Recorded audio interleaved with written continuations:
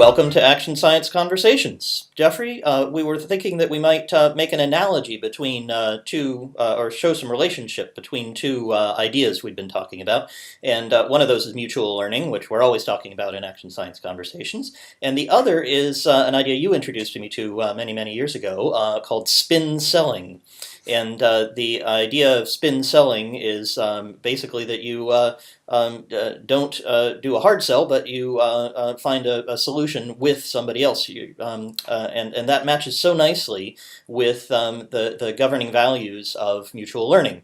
If you've been watching some of our other videos, you'll remember that those are things like looking for valid information rather than pushing a particular point of view, jointly designing a solution rather than ramming a solution down someone's throat, and the idea that if you do those two things, maybe, lo and behold, you'll have internal commitment to the solution that you have. That's something we apply every day in our business lives as technical leaders. But what's interesting is that there's this very nice analogy and similarity to the sales world, which you know about. Could you tell us a little bit about that?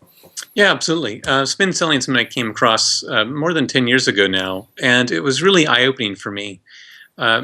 My idea of sales was probably, like a lot of people's, governed by kind of the stereotype you see in the movies or in real life at like a used car lot. A salesperson's there who's maybe a little bit dubious in the ethics department.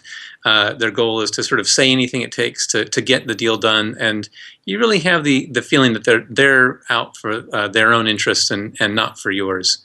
What I discovered when I started working in a software company with some actual experienced sales professionals was that that's not at all how the very best salespeople actually interacted with their clients. That, in fact, there was something very deeply ethical involved, and that was really exemplified by this process of spin selling. So what is spin selling? Spin selling is the idea that you are asking questions of your prospect to understand their situation. You ask just a few questions to make sure that you are clear on the facts of the matter, but then very quickly you want to be getting into problems. What are the problems that they face that they're interested in solving? From there, you look at those problems and ask them to. Of course, you want to make sure that your solution that you're selling has some relationship with those problems. Otherwise, maybe there's nothing more to talk about. Well, hey, that's great. Glad to know more about you, but seems like we're not a fit.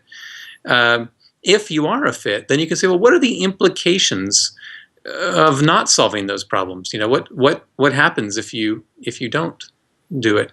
And in this process of discovering what it is the client values and how they value it is really the key. And this idea of building internal commitment, you're there not to just talk, not just to say, not to win, to talk about your product and your solution and how great it is and how wonderful it will make their lives.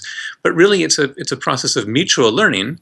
You're learning from them about their world, what they see as problems, what they see as the biggest, most important implications.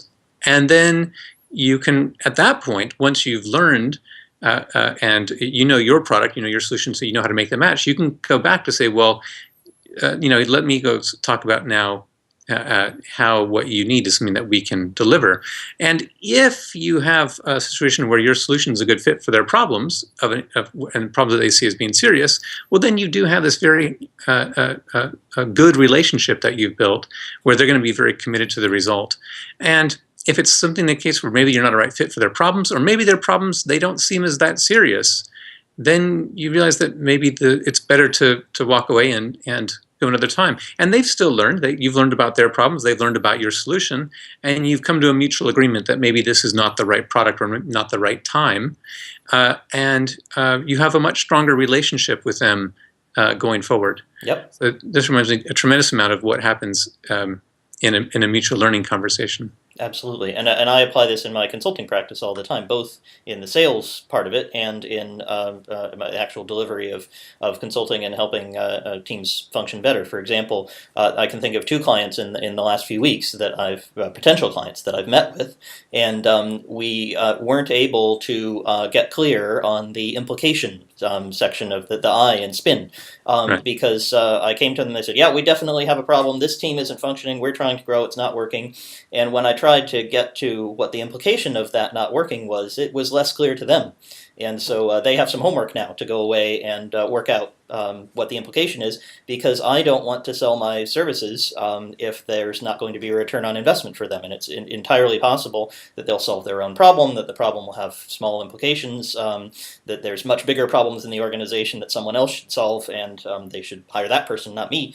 And I'd much rather have that kind of interaction than what I've also had when I've not done this well, which is to come in with an agenda and a view on what the right solution is, and turn out a few weeks in that's not the right thing for the client.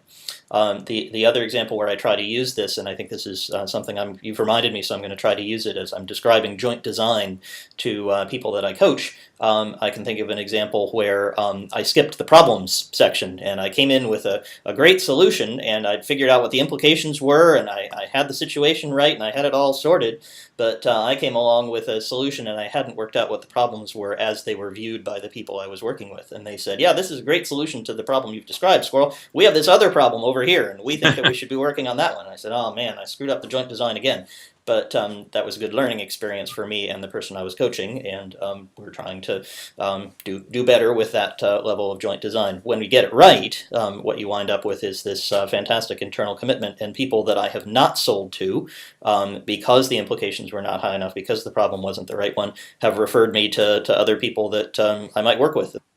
So I think that's a great example of how spin selling is compatible, is an example of mutual learning, where we're looking to build trust and respect with people, and that's more important than a short-term win, and we get long-term benefits as a result. As you know, I often bring the technique from spin selling out of the sales context into technical contexts, into our internal discussions, to say, do we all have a shared understanding of our situation, of our problems, of the implications of solving it?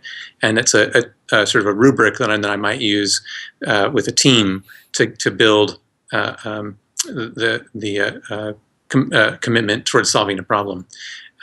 So I think this is, for people who are interested in mutual learning, it's something for people to consider as something they could apply in their environment. Whether or not you're actually doing any kind of selling at all, it's That's still right. valuable.